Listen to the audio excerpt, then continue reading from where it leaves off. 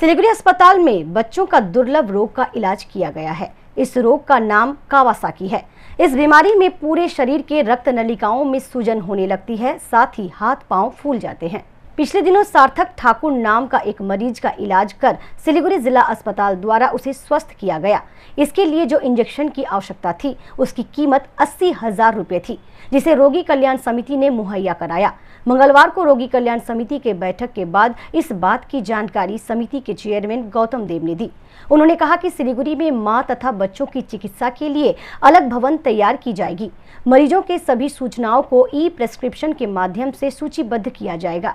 पेशेंटরা আসেন, দীর্ঘ লাইন হয় এবং সেখানে সেটাকে প্রত্যেকদিন আমাদের ডাক্তারবাবুরা এটা ম্যানেজ করে। আমাদের এখানে কাওয়াসাকি বলে একটি ডিজিজ আছে, যেটা মূলত বাচ্চাদের disease, very rare kind of disease, এবং এই ডিজিজটা হলে খুব কস্টলি ইঞ্জেকশন, আইভি ইউনোগ্লোবিন ইঞ্জেকশন দিতে হয়। আমাদের এখানে এরকম একটা রেয়ার পেশেন্ট এসেছিল, সার্থক ঠাকুর।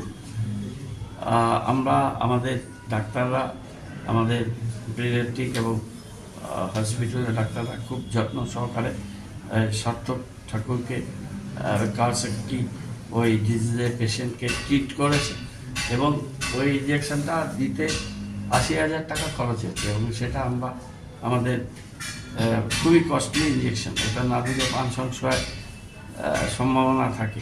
আমরা কিন্তু আমাদের রোগী কল্যাণে আমাদের ফান্ডের যা আমাদের আছে অবস্থা, তার মধ্যে থেকেও আমরা দিয়ে পেশেন্টটাকে বাঁচিয়েছি। বাচ্চাটাকে মাদার অ্যান্ড চাইল্ড কেয়ার হাবের মতো একটা বড় টল বিল্ডিং আমরা করতে চাই, জায়গা আছে।